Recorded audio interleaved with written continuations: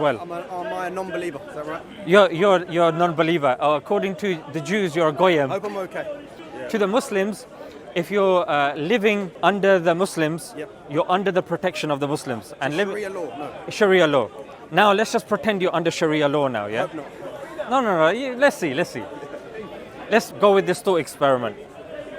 Rob, yeah? That's it, man. Rob's in Sharia law. Oh my God, what's going on? Sharia law. Yeah. The Prophet Muhammad, peace be upon him, said that if somebody harms a disbeliever that's living under the protection of the Muslims, Yeah. they have harmed me. If they have harmed me, Yeah. they have harmed God. Now this is something, I don't know if you're familiar, whenever someone insults the Prophet, the Muslims are up in arms. So for a Muslim to even consider harming the Prophet is ridiculous. Okay. And on top of that, you conflate that with harming God.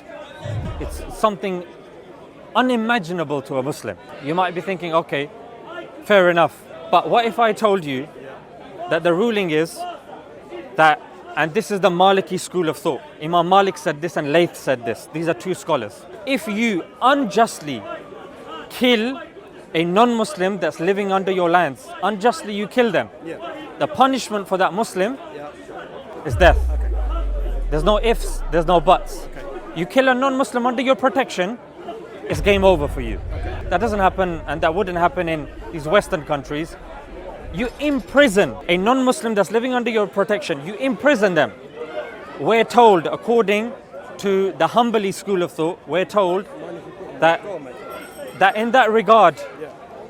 as the Muslims, you have to exhaust your means to go and free that individual. I don't know about you, but post 9/11, certain British citizens were accused of certain things, and when they were abroad, there wasn't that thing. Like Mozambique is a prime example, a case study, that you had MI5 that went there, heard and saw what he was going through, and now he's a free man, but there was no help, no assistance given to him. He done his time, he ended up being innocent, but he said, I received very little help. Now, just bear this in mind, yeah? The Prophet said that if you oppress a disbeliever that's living under Sharia law, on the day of judgment, the Prophet will be advocating on the side of the disbeliever. That's how much we favor, and these references, they're clear. They're narrations of the Prophet, they are instances in the books of jurisprudence. I can even give you two examples also. At the time of Ali, who was a caliph, a disbeliever had been killed, and the Muslim was brought forth. Then they asked the disbeliever's family, it's up to you now, what happens to this Muslim? They said, we don't want to kill him because we feel that justice has been done. They were remunerated. He was free. At the time of Umar bin Abdul Aziz, something very similar happened, and the non-Muslim family said, we want him killed.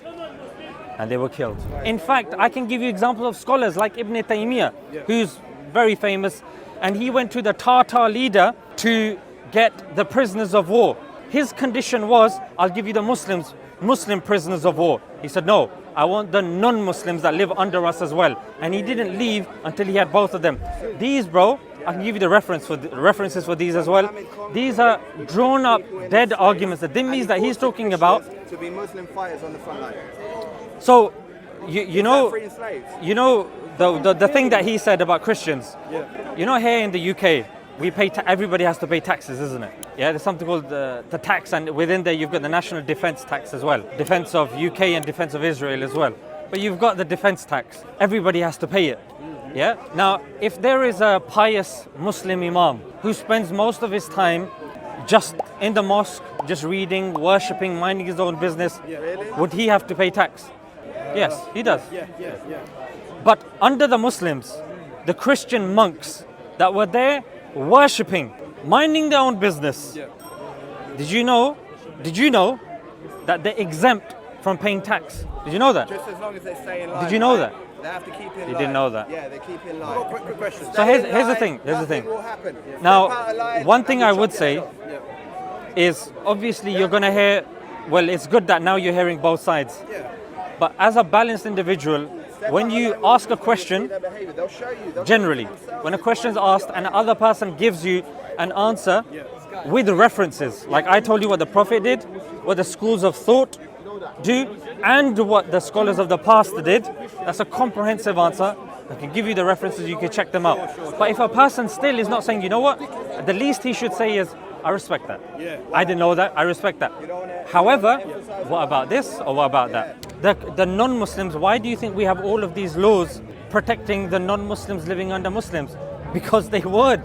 And I gave you examples that, look, this Muslim killed this disbeliever under Umar bin Abdul Aziz, and his family were asked what should happen to the Muslim. They said, kill him. The Muslim would be killed.